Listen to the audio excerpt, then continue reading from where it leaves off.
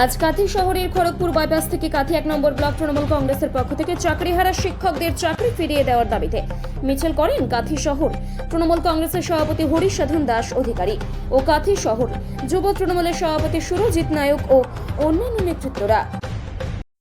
এই আন্দোলন কতটা কার্যকর হবে আইনের কাছে? দেখুন, আইনের কাজ করেছে, কিন্তু আমার সব থেকে অবাক লাগছে যে বিরোধীরা তো যাদেরই চাকরি গেছে তারা তো সবই বাংলার ছেলে, বাংলার বেকার যুবক যুবতীরা, যারা শিক্ষিত বেকার যুবক যুবতীরা চাকরি পেয়েছিল। তো বিরোধীরা বাংলার বিরুদ্ধে যে বাংলার মানুষের বিপক্ষে, সেটা আজকে তারা প্রমাণ করে দিচ্ছে। বিজেপি সিপিএম যে আজকে তারা এক হয়ে বাংলার ক্ষতি করছেন, আবার একবার প্রমাণ করে দিলেন যে তারা বাংলার ক্ষতির জন্য উঠে পড়ে লেগেছে।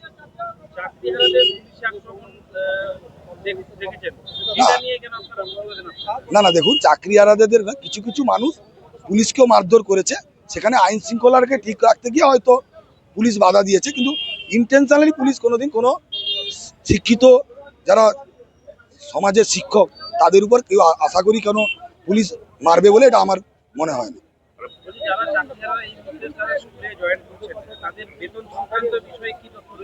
দেখুন, অর্ডারে কিন্তু কোনো কষ্ট নেই যে ওনাদেরকে যতক্ষণ না টার্মিনেশন করছে ততক্ষণ তো মুখ্যমন্ত্রী, মাননীয় মুখ্যমন্ত্রী বলেছেন, হ্যাঁ উনি বলেছেন যে না, যতক্ষণ না ওদের কোনো অর্ডারে কোনো কষ্ট নেই, তাই মুখ্যমন্ত্রী বলেছেন, নিশ্চয়ই উনি আইন কানুন দেখে এক্সপার্টদের সাথে আলোচনা করেই বলেছেন। তা উনি যেখানে বলেছেন সেখানে আমার আর বলার কি আছে।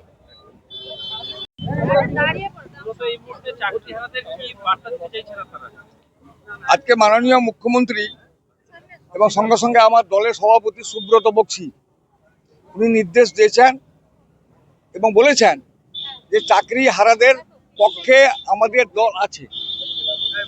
আপনারা ভালো করে জানেন, গত কয়েকদিন আগে সুপ্রিম কোর্টের নির্দেশে আমরা সুপ্রিম কোর্টকে মান্যতা দিয়ে বলছি, ওনার নির্দেশে 26,000 সামথিং শিক্ষকের চাকরি চলে যায়, তারা চাকরি করতে পারবে না বলে এই অর্ডার দিয়েছে। তাতে মুখ্যমন্ত্রী কয়েকদিন আগে কনভেনশন করেছিলেন শিক্ষকদের নিয়ে, তিনি পরিষ্কার বলেছেন যে আমার পার্টি এবং সরকার এই চাকরি হারাদের সঙ্গে থাকবে, তাদের চাকরি যাবে না। যেসব শিক্ষক প্রকৃত মানে যারা যোগ্য তাদেরকে প্রথমেই চাকরি দেওয়া হবে, অযোগ্যদের তিনি শর্টিং করে তাদের কোন জায়গায় যাওয়া যায় সেই চিন্তা ভাবনা তিনি করছেন।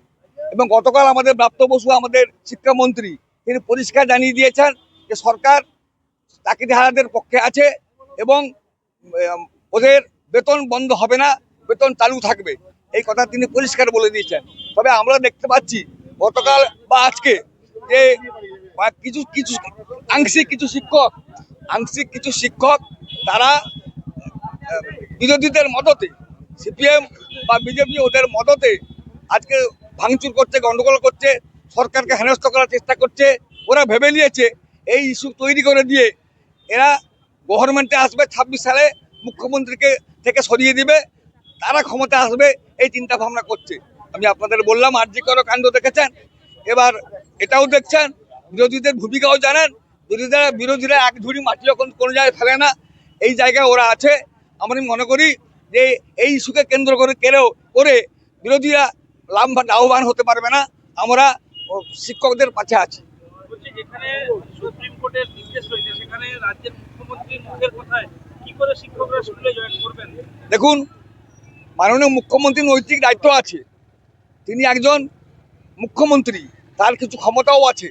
তিনি চেষ্টা করছেন যে যোগ্য শিক্ষক তাদেরকে তিনি স্কুলে যোগদান করবেন তার নির্দিষ্ট ফর্মুলার মাধ্যমে, তার নির্দিষ্ট নিয়মের মাধ্যমে, এবং যারা অযোগ্য মনে হচ্ছে